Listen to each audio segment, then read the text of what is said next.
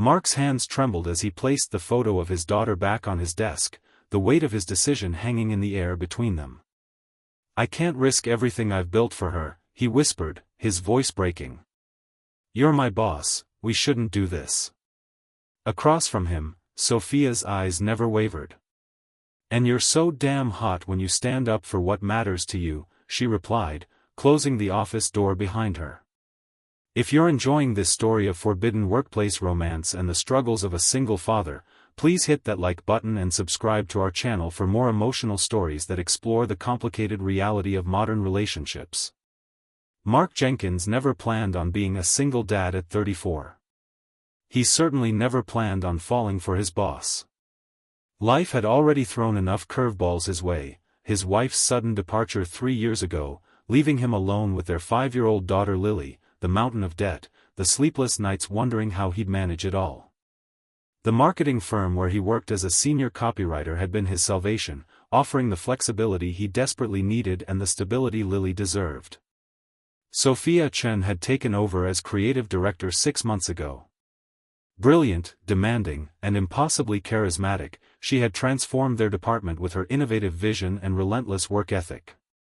Mark admired her professionally from day one. The other feelings crept in slowly, unexpectedly, noticing the way she tucked her hair behind her ear when concentrating, how she remembered everyone's coffee order, the gentle way she handled criticism with junior staff.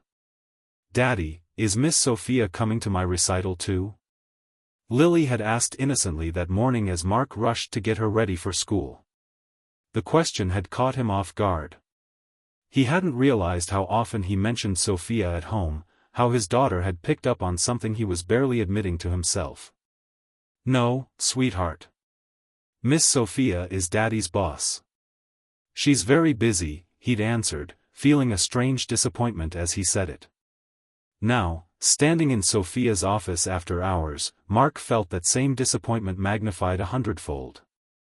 He'd stayed late to finish a campaign proposal, and Sophia had asked him to review it with her. What started as a professional discussion had veered into dangerous territory when she'd casually touched his hand while reaching for a document. "I've seen how you look at me," Sophia said now, her voice soft but confident. "And I think you know I feel the same way." Mark stepped back, creating distance between them. "It doesn't matter how we feel. You're my direct supervisor. There are policies against this sort of thing." "Policies can be navigated," Sophia countered. "I could speak with HR about restructuring." "It's not just about policies," Mark interrupted, running a hand through his hair. "I'm a single father. Lily depends on me completely. This job, the stability it provides, I can't risk that on something that might not work out." Sophia's expression softened.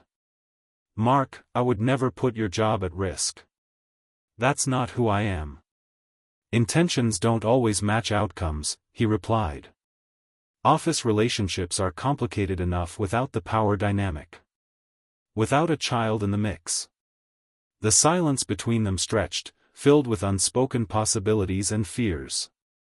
"Tell me about her," Sophia said finally. "About Lily." The request surprised him. "She's everything. Smart, funny, stubborn as hell. She's learning piano and hates practicing but loves performing. She collects rocks, not interesting ones, just regular sidewalk rocks that she insists have personalities." Mark couldn't help smiling as he spoke about his daughter.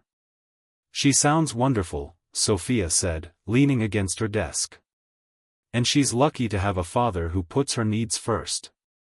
Mark felt a tightness in his chest.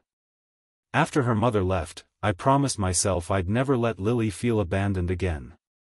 Every decision I make, she comes first." "I respect that," Sophia said. "More than you know." The following weeks were an exercise in professional restraint. They worked together seamlessly during the day, maintaining appropriate boundaries. But Mark caught the lingering glances, felt the electricity when they accidentally touched, noticed how Sophia always seemed to find reasons to include him in meetings. The annual client gala changed everything. Mark had struggled to find childcare until his sister agreed to watch Lily for the night. He arrived late, uncomfortable in his rented tuxedo, to find Sophia stunning in a deep blue gown that made his mouth go dry. "You clean up nice, Jenkins," she said with a smile when they eventually found themselves alone by the bar. "Not so bad yourself, boss," he replied, the formality of their titles a thin shield against their attraction. They talked for hours that night, moving from professional topics to personal ones.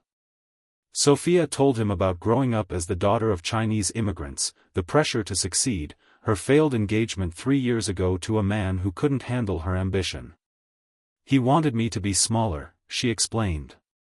"To want less." Mark understood wanting someone to be exactly as they are. He'd learned that lesson the hard way with Lily's mother, who had resented motherhood from the start. The night ended with them sharing a cab. When it stopped at Mark's apartment first, the tension between them was palpable. "I should invite you up for coffee," he said, but I'm your boss, and we shouldn't," Sophia finished for him, a sad smile playing on her lips. "And Lily's inside with my sister," he added. Sophia nodded. "Another time, perhaps." The campaign they'd been working on launched successfully, bringing in 3 new major clients. The entire team celebrated, but Mark felt hollow amid the congratulations. He'd been offered a promotion, one that would mean reporting to the executive creative director instead of Sophia. "You deserve it," Sophia told him privately. "Your work on this campaign was exceptional." "It feels wrong," Mark admitted. "Like I'm being rewarded for something other than merit." "Don't you dare suggest that," Sophia said sharply. "I recommended you because you're the best person for the job. Nothing more, nothing less." Mark believed her, but the situation still felt complicated. The promotion would mean more money for Lily's future, more stability, but also more hours away from her. And it would remove the professional barrier between him and Sophia. The decision was made for him when Lily got sick. What started as a simple cold developed into pneumonia, landing her in the hospital for 3 terrifying days. Mark didn't leave her side, working remotely when he could, ignoring his phone when he couldn't. On the second night, as Lily finally slept peacefully, he looked up to find Sophia standing in the doorway of the hospital room, holding a stuffed elephant and a bag of groceries. "Your sister called the office," she explained quietly. "I hope it's okay that I came." Mark was too exhausted, too grateful to maintain any pretense. "It's more than okay." Sophia stayed, helping him eat something substantial for the first time in days, listening as he voiced his fears, his guilt about not noticing Lily's symptoms sooner. "You're an amazing father," Sophia told him. "The way you love her, it's beautiful to witness." When Lily woke briefly, confused and feverish, Sophia stepped back to give them space. But Lily spotted the elephant. "Is that for me?" she asked weakly. "It is," Sophia replied, approaching cautiously. "I heard elephants never forget, so I thought he could remember how brave you're being until you feel better." Lily hugged the elephant close. "Thank you, Miss Sophia. Daddy talks about you all the time." Mark felt his face flush as Sophia raised an eyebrow at him. "Does he now?" she asked, amused. "He says you're the smartest person he knows," Lily continued innocently. "And the prettiest." "Okay, time for more rest," Mark interrupted, mortified. After Lily fell back asleep, Sophia touched his arm gently. "For what it's worth, I talk about you all the time too." When Lily was released from the hospital, Mark took 2 weeks of family leave to care for her. The promotion deadline passed, and he let it go without regret. Some things were more important than career advancement. He was surprised when Sophia showed up at his apartment on a Saturday afternoon, carrying soup from the deli down the street and a new book for Lily. "I'm not here as your boss," she said when he opened the door. "I'm here as someone who cares about both of you." Lily was delighted by the visit, insisting that Sophia stay to play board games. Mark watched in amazement as his normally shy daughter opened up completely to Sophia, showing her the rock collection, demonstrating her piano progress, chattering about school friends. After Lily went to bed, Mark and Sophia sat on his small balcony, the city lights spread before them. "Thank you for today," he said. "She hasn't been that animated since before she got sick." "She's extraordinary," Sophia replied. "Just like her father." Mark took a deep breath.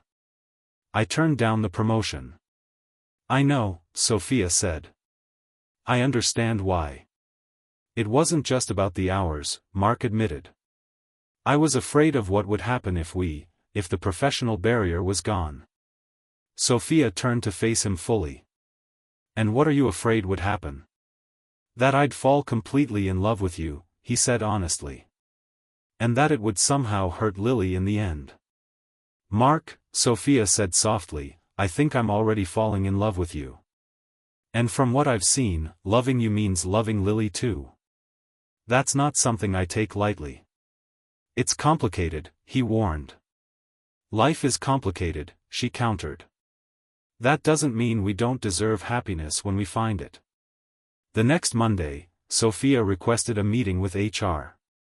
She proposed a departmental restructuring that would place Mark under a different supervisor. It wasn't about circumventing policy, she explained, but about creating a more effective team structure, one that happened to allow for personal relationships without conflict of interest. 2 months later, Mark stood in Sophia's office after hours again, this time with confidence rather than trepidation.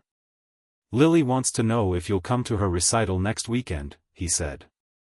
Sophia smiled. "I wouldn't miss it for the world." "And after," Mark continued, "she's staying with my sister for the night. I thought maybe we could have dinner. Just the two of us." "Are you asking me on a date, Mr. Jenkins?" Sophia teased. "I am, Miss Chen," he replied, stepping closer. "Because you're not my boss anymore, and there's nothing stopping us now." Sophia closed the distance between them. "You're so damn hot when you take charge," she whispered before their lips finally met. 6 months later, as they prepared for Lily's birthday party together in Mark's apartment, now filled with touches of Sophia's presence, Mark watched the two most important people in his life decorating cupcakes together, laughing over the messy frosting. "You know," Sophia said, catching his gaze, "when I took this job, I was focused entirely on my career. I never expected to find a family. And I never expected to find love again," Mark replied. "Sometimes the best things in life are the ones we don't plan for." As Lily proudly displayed her lopsided cupcake creation, Mark realized that sometimes the greatest risks yield the greatest rewards. He had been so afraid of disrupting the careful balance he'd created for his daughter, he'd almost missed the chance to make their lives even fuller. That night, after Lily had gone to bed surrounded by new toys and happy exhaustion, Mark took Sophia's hand and led her to the balcony where they'd first acknowledged their feelings. "I've been thinking," he said nervously. "A dangerous pastime," Sophia teased. "Lily asked me this morning if you were going to live with us someday," Mark continued. "And I realized I didn't have an answer." Sophia's expression grew serious. "What would you like the answer to be?" Mark pulled a small box from his pocket. "I'd like the answer to be yes. Not just living together, but building a life together. The three of us." Tears filled Sophia's eyes as he opened the box to reveal a simple but elegant ring. "You once told me I was hot when I stood up for what matters," Mark said, his voice steady despite his racing heart. "What matters most to me is family, the one I was given and the one I choose. You've become part of both." "Yes," Sophia whispered before he could even ask the question. 1,000 times yes. As they embraced under the stars, Mark thought about the day in her office when he'd said those fateful words, "You're my boss, we shouldn't do this." How grateful he was that she had seen past his fear to the possibility of something beautiful. Sometimes the greatest love stories begin with the reasons why they shouldn't happen, only to prove that when something is meant to be, no obstacle is insurmountable. For Mark, Sophia, and Lily, their unconventional beginning was just the first chapter of a much longer, much happier story, one built on respect, understanding, and the courage to choose love even when it seems complicated. If this story touched your heart, please remember to like this video and subscribe to our channel for more emotional journeys that remind us all that love often finds us when we least expect it, but exactly when we need it most.